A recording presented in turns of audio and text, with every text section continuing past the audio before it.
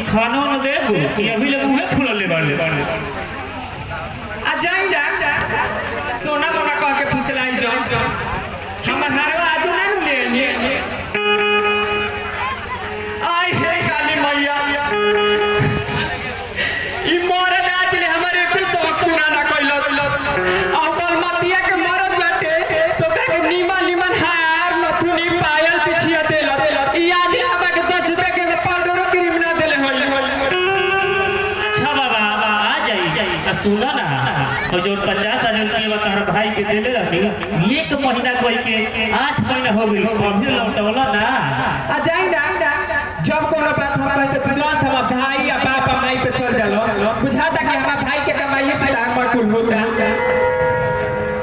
आ कुल कमाई हम बुझाता कि भाई ये त हर कहले बा आ जाना था पैसा कमाई के आगे लागो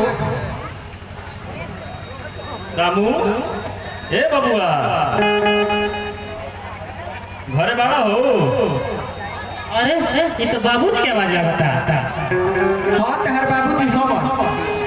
पता नहीं बुढ़वा इजा यहां से चली आई देखा तू ढेर लटापटा मत करी हम अभी पानी लेके आवत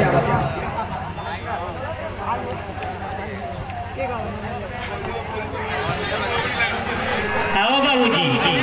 आओ चाचा बैठा जा बताओ चाचा गाँव के हाल चाल ठीक है सब ठीक ठाक है ना गाँव में हाँ सब ठीक है बा बची जा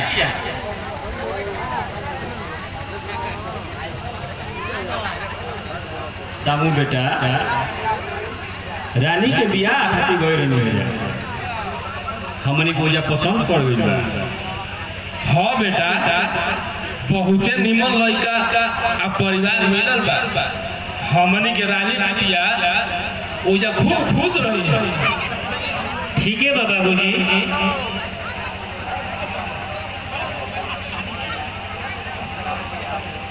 बाबूजी अब देखो तो नहीं छुट्टी मिली तो हम हुआ ये जाए ये क्या कहता है बेटा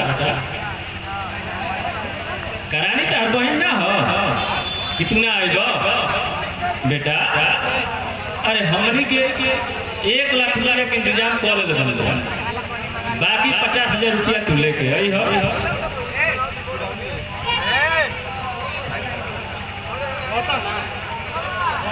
का 50,000 रुपया हाय दादा हमने मेरे तो 50 पैसा भी नहीं के 50,000 रुपया कहाँ से लावल जाए आई हो दादा कैसे तो हमने के 2 बीघा के रोटी बनाता और ओकरा बाद 50,000 रुपया हमने के कहाँ से दिवल जी ली जा पानी पी जा अब हमने के पानी पियल निकला बेटा देखो साबू बेटा हमने के 12-19 से चलल बनी जा तू हमने के निराश मत करी हो ठीक है तड़ी चाचा हमने भी पैसा कहाँ बा इनकर नैहरे के लोग इतना मदद करने लगी हमने के शहर में रह के खर्चा निकल जाला कैसे हूँ उपाय करी हो बेटा बाबूजी खेती बाड़ी के कुल पैसा ना हो जाता हमारा तो राम भैया के नियत पर खोट आके बटवे तू ही क्या कहता है सामू अरे समय के मार हमार कमर तोड़ देले रहे बाकी हिम्मत ना टूटा रहे बाकी यहाँ सामू तू हमार एकदम हिम्मत तोड़ देले अरे बेटा हमारा बुझाते नहीं अरे हम क्या करें चलो भैया चले गिरे अरे हम वही तेरे कहत रहा समूह हमनी के मैं इज्जत बिगाड़ दी अरे बेटा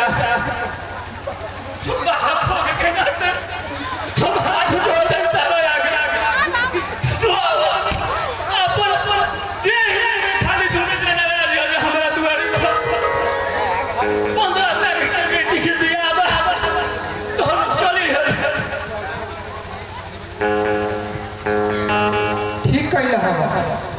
अगर पैसा दे देता ना तो बुढ़ावा परे के चाहिए। हरकल मानेला परिकल ना।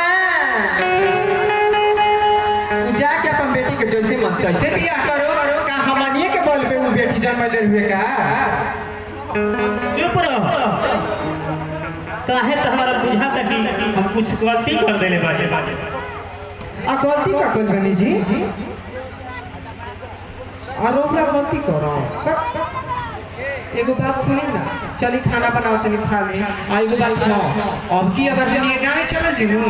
तो अपन खेत काट के बनबस करवा लिखल जाए। आ ओकरा में जो अपन घर बनू ओकरा में ताला मार दिखल जाए। ठीक बा?